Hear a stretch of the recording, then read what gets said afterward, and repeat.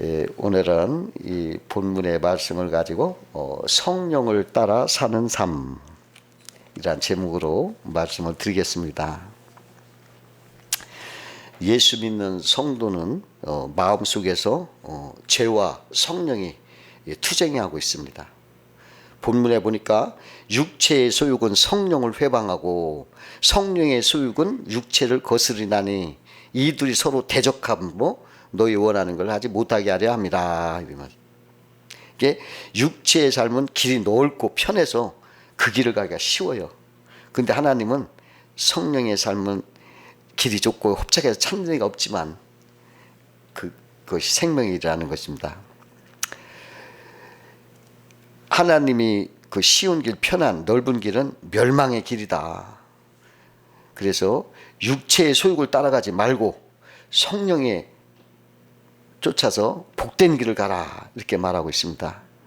그 길이 좁고 험착하고 험약해도 그 길을 가라, 이렇게 말하는 거예요.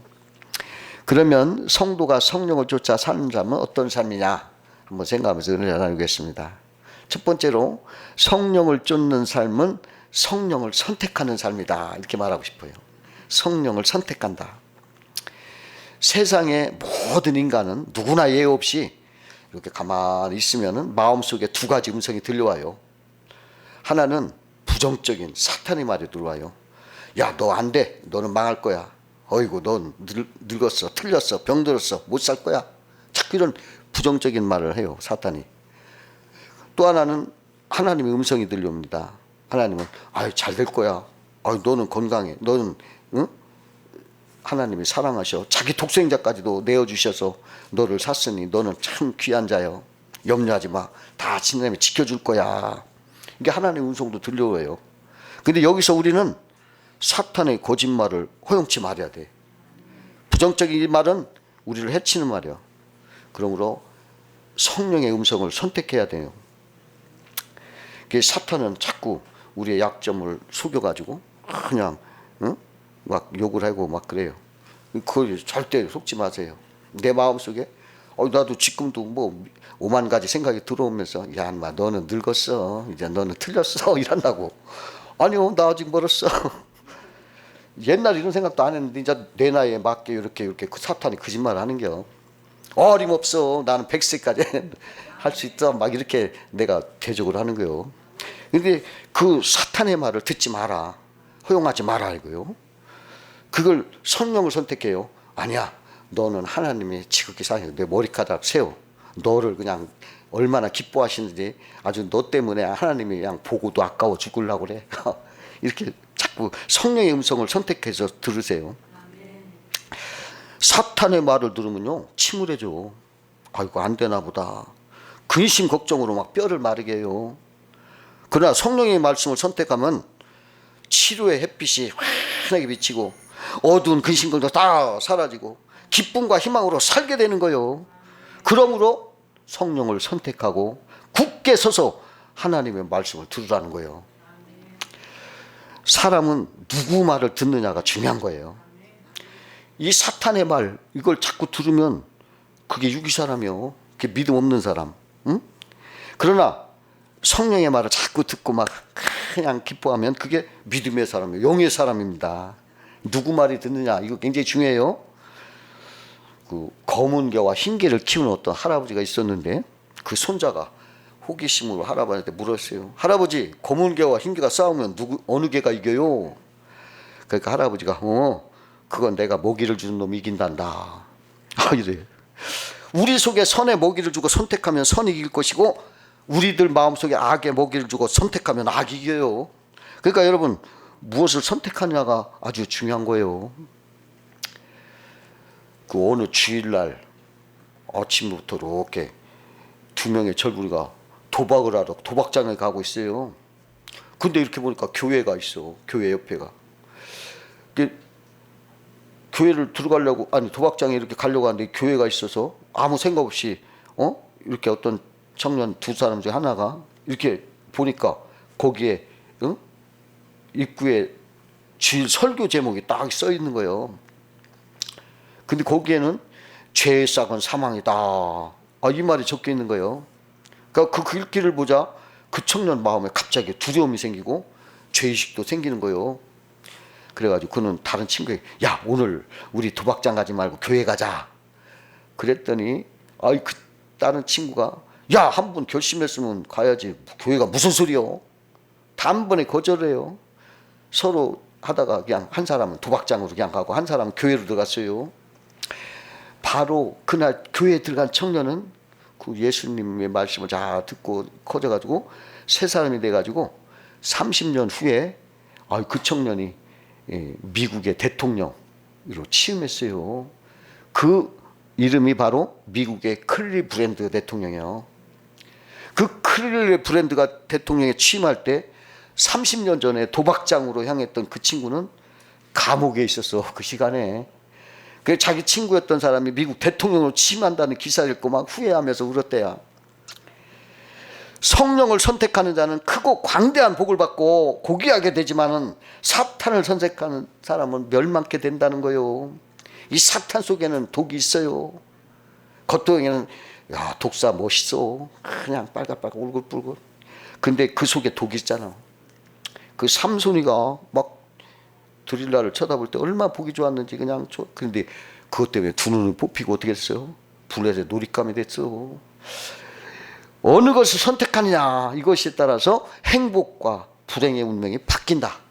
여러분들 내 마음속에 늘 마귀가 얼마나 오만스럽고 잡잖아요. 막 별별 오만 생각 다 줘. 이거 마귀가 역사하는 왜 이놈들 하고 없애버리고 성령의 말씀으로 여러분 사시기 바랍니다.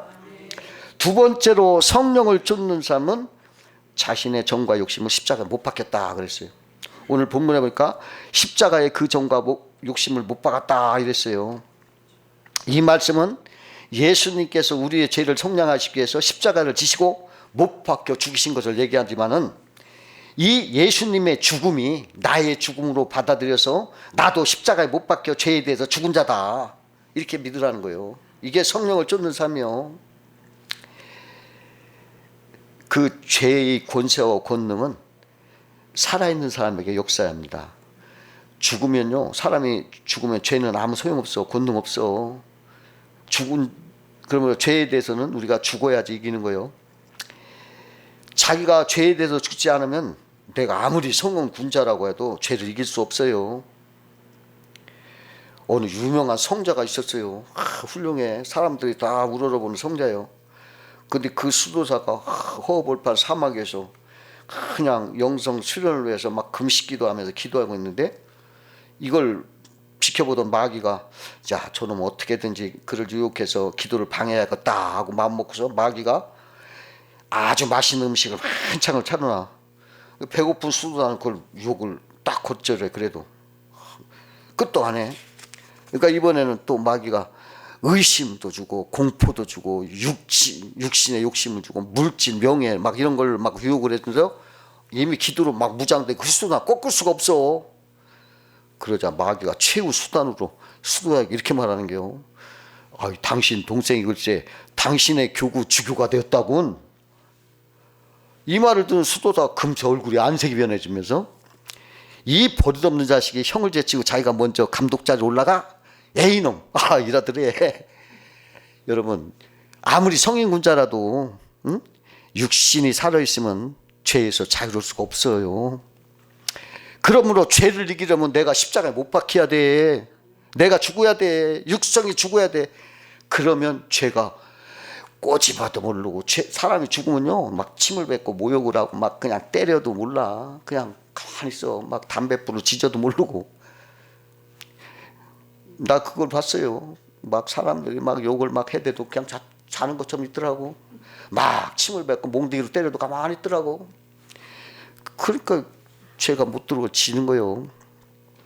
내가 죄를 이기려면 내 살아서 육신으로 이기려면 안 돼. 그건 다죠. 이 성군자처럼. 그러나 내가 죽으면 죄는 지는 거예요. 죄는 소용없어. 그러므로 내가 죽어야 돼. 죽은 자는 말이 없어. 욕을 해도 모르고 침 뱉고 땀을 때려도 몰라. 욕심도 없고 자기 주장도 없어. 예수 안에서 우리가 죽은 자라는 거예요. 죽은 자에게는 죄가 아무 권능이 없어요. 그러므로 나는 예수와 함께 죄에 대해 죽으라는 거예요. 그리고 예수의 부활과 함께 살아나라는 거예요. 예수가 그 불화를 살아나는 게 은혜 아래 거하는 거요. 내가 죽고 예수를 사는 것이 성령을 쫓는 삶이는 거요. 그 고아의 아버지 조지 밀러라는 유명한 분인데 이런 말을 했어요. 어느 날 내가 철저히 죽었다. 사람들의 평판, 비판, 원망 이거에 대해서 죽었다. 그러니까 그런 거 아무런 죽은 사람처럼 있으니까 그런 게 뭐 아무것도 아니지. 세상에 칭찬이나 비난해도 죽었다. 그래서 누가 막 너 잘한다 칭찬해도 그거 나 죽었으니까 그걸 몰라 죽었어. 그날 이후 하나님께서 어떤 칭찬하실 거에만 마음이 향하더라. 그래가지고 그 성령의 은혜로 나는 이렇게 성공하게 됐다 이런 말을 했어요. 성령의 인도함을 따르는 사람이 성공을 하는 겁니다. 옛날 어른들이 뭐라 하냐면 야 여자들한테 시집가면 귀머거리 3년 벙어리 3년 소경 3년으로 살아야 한다. 옛날에 그런 말 하는데 요새 그런 말 하면 아이고 저 꼰대 또 그러네 이러지. 근데 옛날에는 그 말이 통했어. 이 말은 무슨 소리요? 알고도 모르는 척 듣고도 못 들은 척 말하고 싶어도 벙어리처럼 그게 죽는 거지 뭐요. 네가 죽어야 그 시집살이 이긴다는 거요.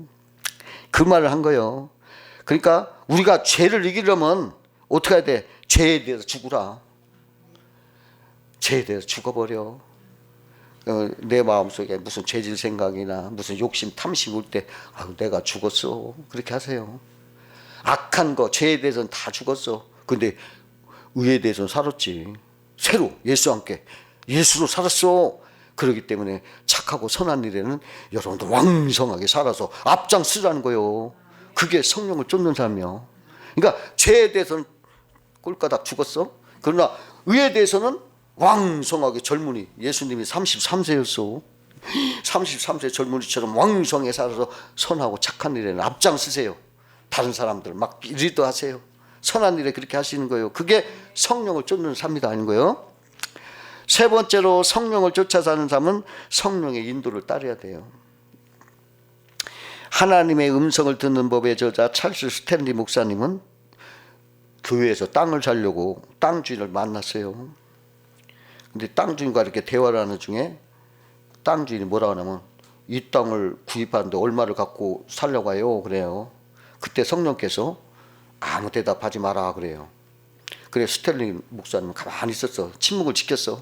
그러니까 지금 자꾸 말하는 게 얼마 주고 살라고요. 그걸 한마디 안 하고 있으니까 결국 땅 주인이 자기가 값을 제안하는 거예요. 근데 그 가격이 자기 생각과 적당하기 때문에 스탠리 목사가 그걸 동의했어요.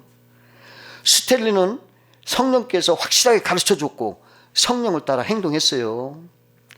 성령이 말씀할 때 그 성령의 지시를 따라야 돼요. 그러니까 여러분 항상 성령님이 어떻게 하시나 이렇게 귀를 기울이고 기도하시면서 성령님이 앞서가면 안 돼. 그러면 안 돼요. 항상 성령을 따라가면서 내 뒤를 따라오라 했죠. 내 뒤를 따라오너라. 내 앞장 서라는 절대 안 했어. 예수님이 내 뒤를 따라와라. 예수님의 지시를 받으라는 거예요. 사도행전을 보면 그 성령 강림 후에 성령의 인도를 따르는 모습이 소개되어 있는데 거기 사도행전 8장에 보니까 빌립이 사마리아 성에 가서 복음을 전하죠. 막 사람들이 막 엄청나게 부응했어요. 그 사마리아 성경이 끝났을 무렵에 성령이 또 빌립에게 말씀하시는 거예요. 그러니까 그 빌립은 그 음성을 순종해서 광야길로 나갔어요. 그때 에디오피아 네시를 만나요. 그에게 성령의 주시는 말씀을 전했습니다. 그러자 네시가 예수를 믿고 성령 세례를 받고 성령 인도를 받았어요. 여러분 이렇게 성령님을 우리는 순종하면 아니 막 교회 부흥돼서 막 그냥 좋은데 사막으로 가라. 그 사실 순종하기 어렵지만은 그래도 빌립은 성령을 쫓아서 갔었던 그렇게 에디오피아 네시를 만나서 그렇게 복음을 전해서 그가 세례를 받았던 거예요. 그 한 사업가가 있었는데 어린 시절에 가난해서 공부를 못했어요. 그가 5학년 때 중퇴를 해서 초등학교를. 근데 그 사람은 신앙의 부자였대요. 그는 학교 공부는 못했지만 늘 기도하면서 하나님의 말씀을 열심히 읽고 성령님의 인도를 받고 살았어요. 근데 그가 성령의 인도를 받아서 사업을 했는데 1930년대에는 100만 장자가 됐고 1940년대에는 200만 장자가 됐대요. 그 당시 100만 장자라면 큰 부자였어요. 그리고 새로운 사업에 투자해서 한 번도 손해를 본 적이 없어. 또 새로 계획한 일에 실패로 돌아간 적이 한 번도 없어요. 그 어떤 사람들이 신기하거든. 아유, 어떻게 해서 이렇게 사업이 날로 번창합니까? 이렇게 물어보니까 그 사람이 이렇게 말했어요. 나는 내 방 옆에 기도실이 따로 있습니다. 중대한 투자를 할 때마다 그 기도실에 들어가서 어떤 때는 금식도 하면서 하나님께 기도합니다. 그러면 하나님이 나에게 내적으로 음성을 주십니다. 그러면 나는 그걸 기울여 듣고 그 성령께서 내 마음에 예감이나 직감이나 또 확신이나 평안과 소원을 이렇게 주십니다. 그러면 나는 그 말씀대로 행합니다. 예컨대 어떤 사람이 와서 내게 새로운 투자를 하라고 시도하다가 해도 나는 그걸 기도실로 가져갑니다. 인간의 이성적이나 인간의 경험을 다 젖혀놓고 하나님하고 구합니다. 기도하여 직감이나 예감이 좋지 않거나 마음이 평안하지 않고 확신이 없으면 인간적으로 아무리 좋은 조건이라도 난 투자 못합니다 하고 딱 잘라냅니다. 그러나 인간적으로 생각이나 경험으로 도저히 승산이 없는 것 같지만은 기도실에 들어가서 하나님 앞에 엎드려 기도하면 잘 될 것 같다. 그런 예감이나 직감을 주시고 또 확신을 주시고 평안을 주시고 그런 소원을 뜨겁게 일어나게 하십니다. 그러면 주위 사람이 아무리 반대를 해도 나는 거기에 투자합니다. 그러면 틀림없이 그건 크게 성공합니다. 이래요. 나는 언제나 기도하며 성령의 음성을 듣고 성령의 인도를 받았기 때문에 내가 손대는 일마다 성공하고 실패하지 않았습니다. 여러분, 이것이 바로 성령의 인도 쫓는 삶이에요. 1922년 아프리카 한가운데 희한한 사건이 일어났어요. 그 미국인 갈룩이라는 목사가 그 아프리카 라이베리아 공화국에 있는 식인종 판지 부족에 내가 선교사로 가겠다 최초로 지원을 했어요. 처음에는 그 판지 부족에 갈 수가 없어. 가자마자 잡아먹으니까. 들어가지 못하고 옆에 있는 부족에게 먼저 가서 캠프를 치고 그 판족 부족에게 전도하려고 시도를 했어요. 그러던 중에 사모님이 말라리아 병에 걸렸어. 그 약을 구하기 위해서 그 도시에 나가야 하는데 급한 마음으로 빠른 길을 가려면 판지 부족이 사는 곳을 지나쳐 가야 되는데 약을 구하러 그 원주민 청년 몇 사람이 그 땅을 통과하다가 식인종한테 잡힌 거예요. 그래가지고 목사님이 그 소식을 듣고 원주민 몇 사람과 또 판지 부족에 들어가가지고 그 청년이 감금되어 있는 집으로 들어가서 그 묶여있는 청년을 구출해 나오는데 보초들이 사람들 불러서 식인종한테 포위가 되고 같이 온 청년은 다행히 도망을 다 쳐서 목사님만 잡힌 거예요. 그러니까 추장이 식인종을 다 불러 모으더니 목사를 앞에 왔다 갔다 하면 소리를 치더래요. 그러면서 갈구 목사에게 너도 말해봐라 하고 갈대 지팡이를 던져요.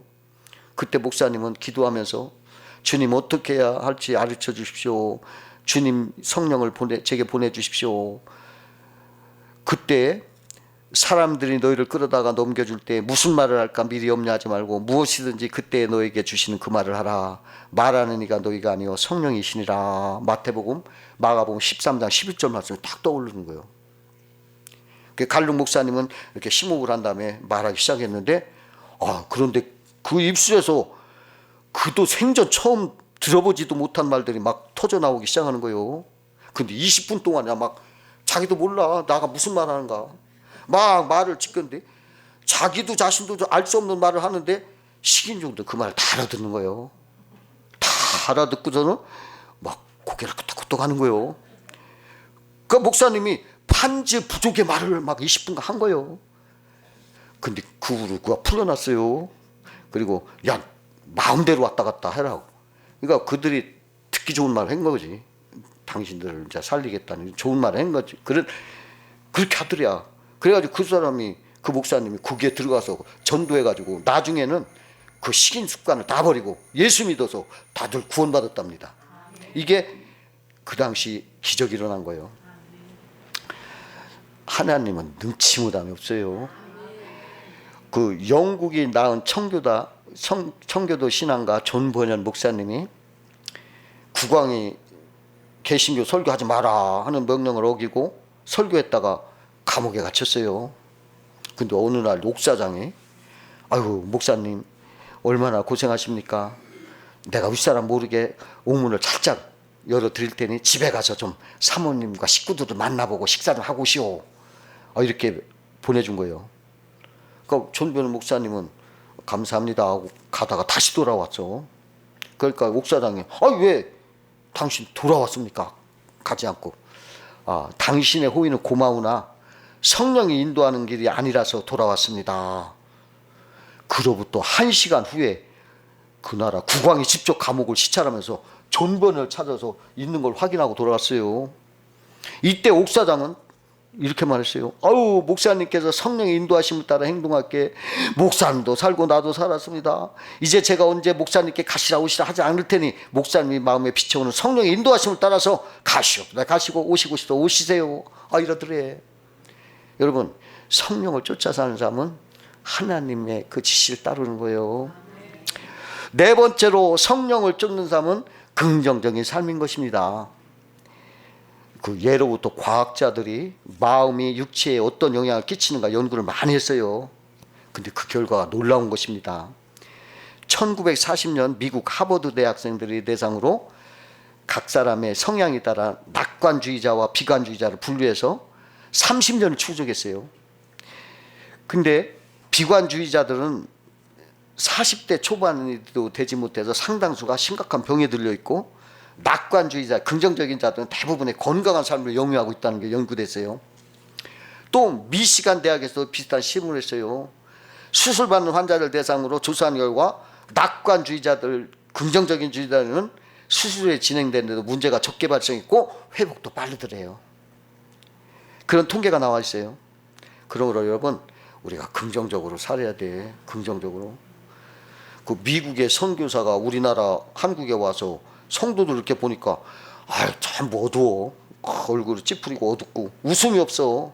그래서 담임 목사님에게 왜 성도들이 우울한 표정이냐고 물어보니까 이 담임 목사가 대답할 게 궁해가지고 예수님의 십자와 고난을 묵상하다 보니까 그렇습니다 하고 궁색하게 변명했어. 그러니까 선교사가 아이고 한국 교회는 예수님이 부활하신 걸 모르나 봐요 그러더래야. 예수 십자가의 죽음과 부활은 최고의 긍정이에요. 죽음에서 생명이 됐잖아요. 이거보다 더 긍정이 어디 있어요. 성경에 보면요, 썩물이 단물됐다고 하고 기근이 풍년이 됐다고, 밀가통에서 밀가루가 솟아오르고 기름통에 기름이 솟아오르고, 이러한 것들이 많이 나와요. 이런 것들은 바로 십자가의 죽음과 부활을 상징하는 것들이에요. 여러분, 이 성경은 십자가를 얘기하는 거예요. 죽음과 부활을 얘기하는 거예요. 죽음이라는 부정적인 것에서 부활, 최고의 생명, 긍정적인 걸 말하는 거예요. 부정적인 걸 긍정적으로 말하는 게 성경이에요. 그러므로 여러분, 십자가 죽음과 부활을, 이러한 최고의 긍정을 믿는 그러한 우리 성도들은 부정적인 저주의 죄는 십자가의 보혈의 피로 다 씻겨지고 긍정적이고 생명의 부활의 생명으로 복을 받는다, 이런 말이에요. 그러니까 교회 다니면 자꾸 긍정적으로 변해야 돼. 긍정적으로. 교회 다닐수록 자꾸 부정적으로 변하면 이거 잘못 다니게 나올 필요 없어. 그거 못 나와. 교회를 다닐수록 자꾸 그래 하면서 자꾸 긍정적으로 변하세요. 응? 그렇게 해야 돼. 그 미국의 어느 농부가 1년 내내 그냥 일을 하고 쉬지 않고 해도 생계가 가난해. 근데 하필이면 이 농부가 또 고혈압으로 쓰러졌어요. 1년 내내 열심히 일을 해도 먹고 말까, 그냥 겨우 살까 말까 하는 형편인데 설상가수로 병까지 더 들어눕게 됐으니 이 농부의 심정은 그냥 새카맣게 타는 거예요. 암담해요. 이 사람은 배운 것도 없고 모아놓은 것도 없고, 그러니까 아내와 자녀가 다 굶어 죽게 됐어요. 그래서 그 마음속에는 항상 나는 죽는다, 나는 죽어야 한다, 막 부정적인 생각으로 꽉 차 있었어요. 그런데 탄식을 하며 울다가도 하나님께 이렇게 기도하면은 이상하게 이것은 시험이다, 이 시험을 통해서 내가 이겨야 한다, 하는 긍정적인 생각이 막 자꾸 떠오르어. 그러다 어느 날 갑자기 마음속에 하나님 말씀이 뭐라면, 사람이 감당할 시험밖에 너에게 당할 것이 없나니 오직 하나님은 미쁘사 너희 감당치 못할 시험 당할 쯤을 허락지 아니하시고 시험 당할 쯤에 또한 피할 길을 내사 너희로 능히 감당케 하시느니라. 이 말이 마음에 팍 들어오는 거예요. 그러니까 이 말을 듣자마자 이제까지 할 수 없다고만 했던 이 농부의 부정적인 생각이 싹 사라지고, 나는 무엇인데 할 수 있다, 전능하신 하나님 나를 돕는다는 긍정색으로 바뀌는 거예요. 그러자 그때 그 사람 머릿속에 아이디어가 딱 떠올라. 옳지, 우리 집 밭에다 옥수수를 심자. 그리고 그걸 가지고 돼지를 키우자. 그 돼지를 잡아서 소시지를 만들고 팔면 많은 수입이 오를 것이다. 이런 긍정적인 생각이 딱 떠올라. 이렇게 생각한 농부는 봄이 되자 자녀들에게 말했어요. 밭에다 모두 옥수수 심도록 해라. 그런 다음에는 돼지를 많이 사서 그 옥수수를 먹여 키웠어요. 사람이 먹을 수 있는 옥수수를 돼지 사료 먹이니까 이 돼지들이 얼마나 잘 먹고 그냥 다른 집 돼지들보다 더 막 잘 자라고 고기도 맛이 아주 좋은 거예요. 그 맛있는 돼지고기로 소시지를 만들어 시장에 파니까 이게 날개도 진듯 팔리는 거예요. 이 농부가 몇 해도 안 돼서 큰 부자가 됐어요. 지금도 그 사람이 그다음 만든 그게 미국 식탁 돌아가서 그 축복의 노인 아이들로 만든 소세지가 안 놓이는 곳이 없을 정도로 그렇게 크게 성장했어요. 이 농부가 몸이 건강할 때는 눈이 오나 비가 오나 쉬지 않고 일해야 겨우 먹고 살 정도였는데, 그가 하나님을 믿음으로 말미암아 그 속에 부정적인 생각을 싹 없애니까 긍정적인 생각을 딱 갖자마자 그 좋으신 하나님은 비록 병은 들었으나 백만장자가 되게 하신 거예요. 성령을 쫓아가면 절망이라는 게 없어요. 하나님께는 실패도 없고, 하나님께는 절망적인 삶도 없고, 하나님께는 절망적인 환경도 없음을 알고 여러분 성령을 따라 살으세요. 내 조그마한 지식이나 고집 같은 거 다 죽여버리고 오직 말씀, 예수 그리스도 창조주 전지전능하신 그분을 따라 살아서 여러분도 다 복을 받으시기를 주의 이름으로 축원합니다. 기도하겠습니다.